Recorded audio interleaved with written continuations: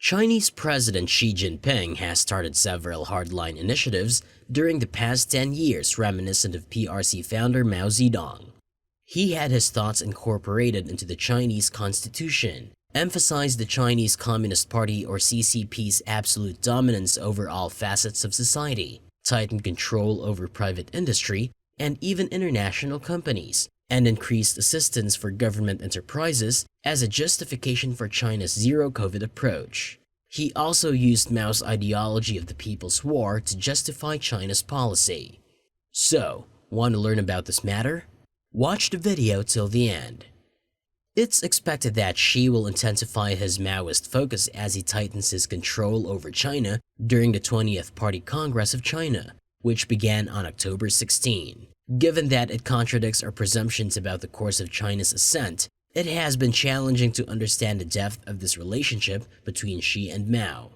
For the past 40 years, it has been believed that China is eschewing communism in favor of the free market. As a result, many informed viewers of China, notably top White House officials, were taken aback by Xi's actions. We must now remove these lenses to comprehend the fundamental Maoist ideas that continue to govern China. Mao created the distinctive socialist institutions that set Chinese-style communism apart from the Soviet Union and the West. In managing China, Xi adheres to three fundamental Maoist principles, which are described as follows. Number 1. CCP at the center. Although the Maoist slogan East, West, North, South, and the Center, the CCP controls everything may sound absurd. Its precise meaning is extremely apparent. The concept reflects Mao's notion that the party should have significant influence over socio-economic matters and the long-standing Chinese practice of elevating governmental forces above economic ones to control the latter. Mao adopted Lenin's ideals about one-party communist control, and the CCP still has sway in politics, business, education, the military, and other sectors. Xi Jinping reaffirmed this in 2017 and incorporated it into the CCP constitution. This starkly contrasts Western political economy ideas, which are predicated on the notion that the military is a branch of the state and that the state and market are conceptually distinct and antagonistic entities. We must acknowledge that the foundations of the Chinese system are fundamentally different from those of the West, and that the CCP's central power will continue to grow after the 20th Party Congress. Number 2. Controlling history and avoiding the Soviet path. Western observers have frequently grouped all communist systems and have mistakenly viewed China from a Soviet perspective. Chinese officials think the Soviet Union's demise was caused by internal criticism of previous leaders and policies. The CCP invented the term historical nihilism to describe any perspectives that conflict with the official CCP version of history in a way that threatens the party's legitimacy. Xi Jinping has repeatedly said that the Soviet Union should serve as a lesson for the CCP.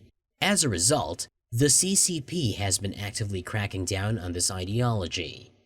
The CCP and Mao's successors never criticized Mao the way Nikita Khrushchev did Stalin. Instead, the CCP elevated Mao to the status of a saint, highlighting his accomplishments while downplaying the human tragedies he brought about in numerous official evaluations and the CCP's new official history. Today, anyone accused of historical nihilism and challenging accepted interpretations of CCP history may face persecution and even imprisonment. Number 3. The Great National Rejuvenation. Western audiences have likewise found China's growing nationalism to be perplexing.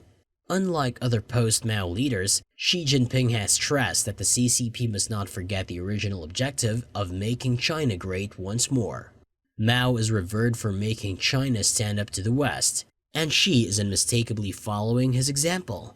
The US should prioritize its advancement rather than broad-brush ideological criticism of China's lofty goals.